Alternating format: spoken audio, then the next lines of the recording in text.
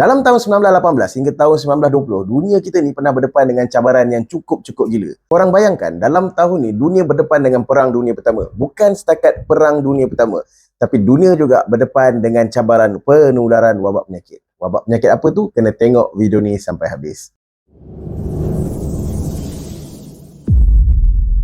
Kembali lagi di Al-Amin Terapi Saraf Channel, yang mana Al-Amin Terapi Saraf Channel sekarang ni kita nak membincangkan topik-topik berkaitan dengan dunia. Apa topik-topik yang menarik, yang pelik dan menakutkan yang pernah melanda dunia. Tak kisahlah dari sudut konspirasi ke, penularan wabak penyakit ke, perang ke, politik ke, semua kita nak bincangkan satu persatu dan kita nak rungkaikan kepada anda. Jadi kalau anda suka dengan video-video macam ni, anda berada di channel yang tepat. Bantu kami untuk growkan lagi channel ni dengan tekan butang subscribe dan tekan butang loceng di sebelah butang subscribe tu, supaya anda tak terlepas. Kalau kami upload video baru, anda tak terlepaslah video-video yang terbaru tu. Bantu kami juga dengan tekan butang like supaya kami lagi semangat nak upload video lepas ni. Seperti biasa guys, video kali ni dibawakan oleh Al-Amin Terapi Saraf, pusat terapi saraf yang menyediakan urutan saraf dan elemen tulang.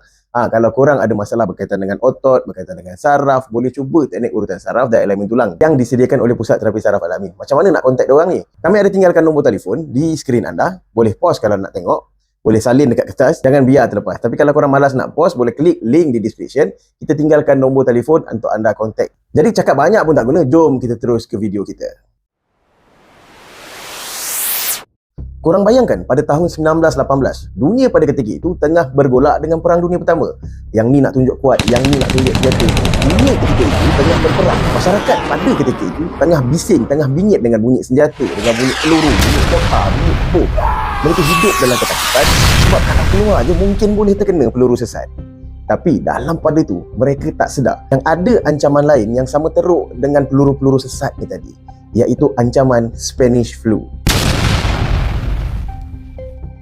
Wabak Spanish Flu ni melanda dunia di antara tahun 1918 hingga tahun 1920 macam tu. Lebih kurang 100 tahun yang lepas. Dah lama sangat dah benda ni terjadi. Yang lebih teruk, wabak ni melanda ketika dunia tengah sibuk, tengah havoc dengan Perang Dunia Pertama. Korang bayangkan, ketika mana askar-askar tengah sembunyi dalam parit, tengah perang, tengah masuk invade dekat satu-satu kawasan. Dekat situ juga dia orang kena lawan dengan bukan sahaja musuh yang nyata, yang nampak, tapi dia orang kena lawan dengan musuh yang tak nampak. Bukan hantu, bukan syaitan, tapi virus. Punyalah teruk wabak Spanish Flu ni, dianggarkan hampir 500 juta orang dijangkiti, iaitu hampir 1/3 jumlah populasi dunia pada ketika itu. Dan lebih mengejutkan, anggaran jumlah kematian adalah sebanyak 50 juta hingga 100 juta kematian. Dan benda ni menjadikan ia adalah satu pandemik yang paling dahsyat dalam sejarah manusia. Dekat mana Spanish Flu ni bermula? Sebenarnya banyak kajian yang dilakukan untuk mengenal pasti dekat mana Spanish Flu ni bermula. Tapi sampai ke hari ni, saintis tak dapat jawapan lagi. Yang diorang dapat hanyalah teori dan teori semata-mata. Okay, teori pertama, ramai sejarawan beranggapan yang wabak Spanish Flu ni bermula daripada Kansas, Amerika Syarikat. Mereka percaya bahawa wabak ni bermula di satu kamp tentera yang bernama Camp Fusten. Sorry lah kalau salah sebut nama, sebab saya sendiri pun tak pandai nak sebut nama dia. Tapi lebih kurang macam itulah bunyi dia. Dia orang boleh cakap bermula daripada kamp tentera ni. Sebab ada laporan yang mengatakan pada tahun 1918, seorang tukang masak tentera yang bernama Albert Gitchell mengalami demam dan simptom sesemua yang teruk. Daripada situ, Albert ni tadi menjangkiti seluruh kamp tentera tu tadi. Dan apabila Albert ni tadi menjangkiti seluruh kamp tentera ni tadi, ramailah askar yang jatuh sakit. Tapi masa tu, masa krusial, masa perang. Jadi askar-askar yang sakit ni juga turut dikerah untuk ke Eropah untuk menyertai Perang Dunia Pertama yang tengah berlangsung pada ketika itu. Jadi bila mereka yang dah dijangkiti ni pergi pula dekat kawasan perang, jumpa dengan ramai orang, dekat situ kita tahu kan kawasan perang ni kotor, penuh dengan darah, penuh dengan kekotoran. Yalah, kawasan perang, jadi mudahlah virus tu merebak. Bukan sahaja di kalangan tentera, malah turut menjangkiti orang-orang awam yang lain. Itu teori yang pertama.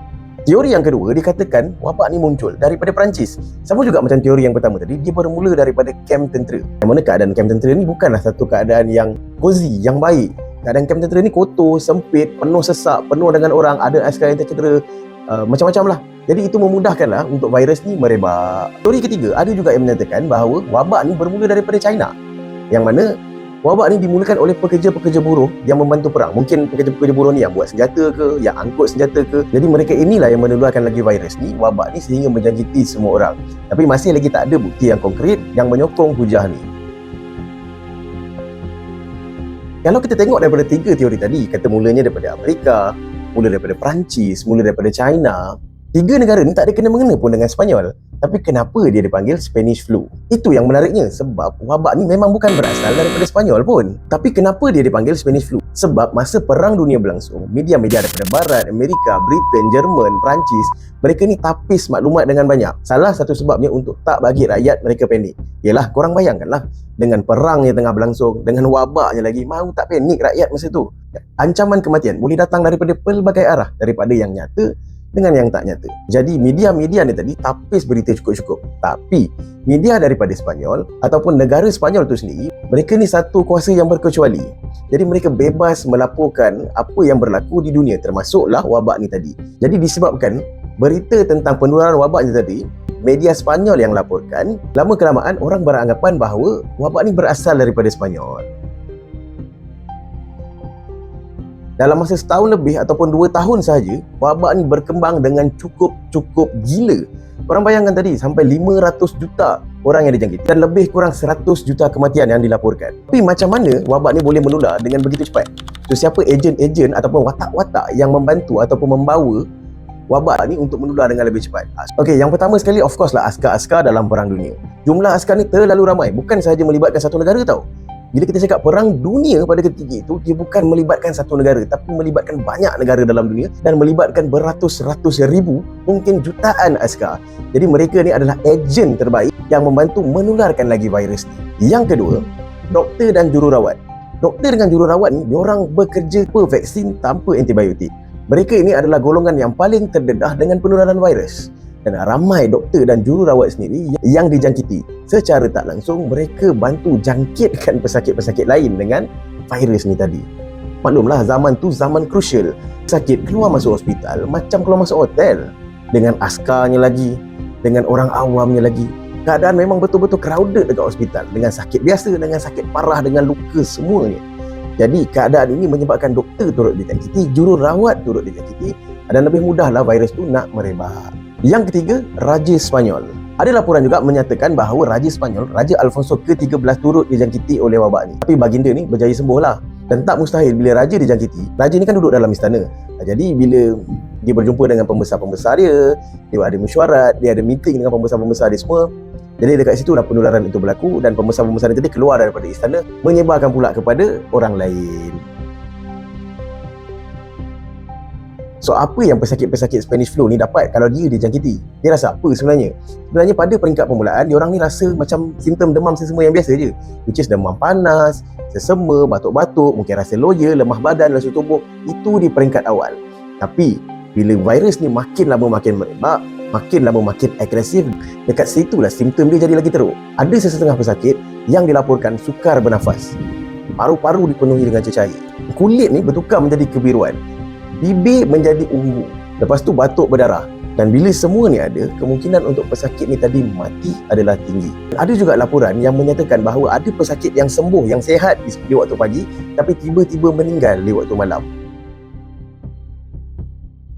Penularan wabak Spanish flu ni tadi, dia berlangsung selama beberapa tahun dan ada beberapa gelombang. Gelombang pertama tu tak menakutkan sangat pun. Gelombang pertama berlaku pada tahun 1918, yang mana ramai pesakit pada ketika itu hanya dijangkiti dengan simptom-simptom yang ringan. Macam demam panas, batuk-batuk, selsema, pening kepala, dan kadar kematian pun rendah. Jadi orang tak heran sangat pada peringkat awal ni. Tapi beberapa bulan kemudian, virus tu mula bermutasi dan menjadi ganas. Yang mana virus ni lebih mudah merebak, lebih mematikan, simptom dia lebih teruk dan dia menjadi punca dan menjadi akar kepada konflik utama kepada masalah Spanish flu ni tadi.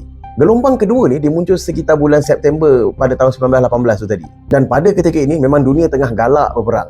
Tapi mereka lupa, mereka tak sedar yang peperangan sebenar bukan datang daripada peluru dan senjata, tapi datang daripada benda yang diorang tak nampak, iaitu virus dan penyakit. Climax kepada wabak Spanish flu ni berlaku pada musim luruh pada tahun 1918, yang mana bila wabak ni dah betul-betul menular, kesan dia satu dunia nampak pada ketika itu. Hospital penuh, rumah mayat penuh, kubur penuh. No more room and no more space. Pada ketika itu dunia mula panik. Maunya tak panik sebab ada dekat setengah-setengah kawasan ada mayat yang dibiarkan macam tu je sebab tak ada orang yang mampu untuk uruskan pengebumian ni tadi. Pisang. Dan dekat setengah tempat confirm lah bila wabak ni dah menular gila-gila punya, sekolah pun tutup, tempat masyarakat pun tutup, masjid kena tutup, gereja kena tutup, orang pakai mask. Tapi mask pada zaman 100 tahun lepas lah mungkin tak sama dengan mask kita sekarang. Dan situasi itu sama je macam COVID-19 yang pernah melanda dunia beberapa tahun lepas. Lebih kurang macam tu je lah situasi dia. Biasanya kalau kita cakap pasal penularan virus, wabak, influenza, so golongan yang paling berisiko adalah golongan kanak-kanak, bayi of course, dan juga golongan warga emas. Tapi peliknya Spanish flu ni, dia lagi suka jangkitkan orang yang berusia antara 20 hingga 40 tahun, which is umur usia yang dewasa. Kalau nak ikut umur-umur macam ni, antibody seseorang tu masih lagi kuat dan agak susah untuk dia kena penyakit berbanding dengan golongan bayi, golongan warga emas, golongan kanak-kanak ni tadi. Yang mana tiga golongan ni tadi, mereka ni ada antibody yang lebih rendah. Itu yang peliknya Spanish flu ni, sebab dia suka. Dia lebih mudah menjangkiti orang yang berusia di antara 20 hingga 40 tahun. Dan benda ni confirm lah mengejutkan para doktor dengan para pengkaji. Mereka come out dengan satu teori yang menyatakan bahawa sistem imun yang kuat ni tadi menyebabkan badan menyerang paru-paru sendiri. Mana badan kita sendiri serang paru-paru kita sendiri. Dan itu mengakibatkan banyaknya orang-orang yang muda, orang-orang yang dalam golongan ni sakit dan akhirnya meninggal dunia. Macam mana wabak ni berakhir? Ironinya, tak ada ubat ajaib. Tak ada vaksin yang berkesan pun pada ketika itu. Tapi macam mana ia berakhir? Spanish flu ni dia beransur pulih, dia beransur hilang disebabkan beberapa faktor. Yang pertama sekali, ramai yang sudah dijangkiti. Bila ramai orang yang dah dijangkiti, sistem badan kita ni akan membina imuniti dia yang tersendiri. Imuniti semula jadi dalam badan. Jadi imuniti ni tadi akan menyebabkan virus itu mudah dilawan dan pada akhirnya virus itu pun menjadi lemah dan tak boleh membahayakan kita lagi. Yang kedua, mutasi daripada virus itu sendiri. Virus influenza ni dia sentiasa berubah. Kadang-kadang dia boleh jadi satu virus yang mematikan dan kadang-kadang dia akan bermutasi ataupun berubah menjadi virus yang kurang ganas. Dan pada penghujung wabak ni tadi, virus ni tadi bermutasi kepada yang kurang ganas. Jadi itu tidak lagi ataupun bukanlah tak membahayakan, tapi kurang membahayakan masyarakat. Dan pada akhirnya penularan virus ni slowly pun berhenti. Dan yang ketiga, Perang Dunia Pertama tamat. Bila Perang Dunia Pertama ni tamat, pergerakan tentera yang besar-besar ni tadi pun makin lama makin kurang, makin lama makin kurang, makin lama makin berhenti. Jadi bila tidak ada pengumpulan orang yang terlalu ramai, pergerakan yang semakin sikit, tak ada lagi kematian-kematian yang massal, jadi menyebabkan penularan dan penyebaran virus ini tadi turut dapat dikekang sikit demi sikit. Bila wabak macam ni melanda dunia, dia pasti akan ada kesan. Tapi kita jangan pandang pada sisi negatif ni saja. Memanglah penularan wabak Spanish flu ni tadi memang akan menyebabkan banyaklah kesan negatif yang berlaku. Macam ramai ahli keluarga yang kehilangan ahli keluarga dia sebab kematian yang terlalu tinggi, ramai orang yang sakit, sistem kesihatan lumpuh. Itu semua sisi-sisi negatif. Tapi ada juga sisi positif bila berlakunya wabak macam ni. Okay, contohnya, yang pertama sekali, kajian tentang vaksin mula dipertingkatkan. Yang kedua, sistem kesihatan yang sedia ada mula ditambah baik bagi menampung keperluan yang akan datang lah. Yang ketiga, pemantauan terhadap penyakit yang boleh berjangkit ni semakin ditingkatkan dan semakin dikeraskan. Ada SOP baru. Jadi kalau kata ada penyakit yang berjangkit, diorang boleh cover dengan cepat. Diorang boleh bantu dengan cepat supaya penyakit ni tak terus tersebar dan berjangkiti orang lain pula. Jadi apa pengajaran yang kita boleh dapat dalam kisah Spanish flu ni? Pengajaran yang paling jelas adalah kadang kita tak sedar yang musuh paling berbahaya adalah musuh yang kita tak nampak.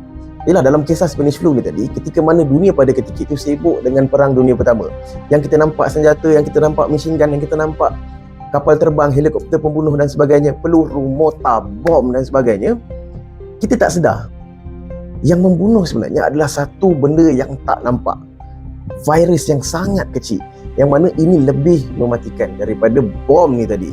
Dan itu memberikan kita pemahaman yang kadang-kala ancaman terbesar tu bukan datang daripada manusia, bukan datang daripada senjata, tapi datang daripada penyakit yang mematikan. Dari itu, kita kena sentiasalah jaga kesihatan kita, jaga diri kita, jaga kebersihan, jaga persekitaran supaya tidak ada penyakit yang boleh merebak. Baik, terima kasih sebab tengok video ni sampai habis. Moga-moga anda dapat sesuatu daripada perkongsian hari ini. Kalau anda ada cadangan, boleh tinggalkan di ruangan komen. Dan kalau saya ada tersalah atau tertinggal apa-apa dalam menyampaikan cerita ni, anda boleh share juga dekat ruangan komen. Saya nak baca komen anda. Terima kasih sekali lagi saya ucapkan. Jangan lupa like, jangan lupa komen, jangan lupa subscribe dan jangan lupa tekan butang loceng di sebelah butang subscribe tu supaya anda tak terlepas video yang akan datang.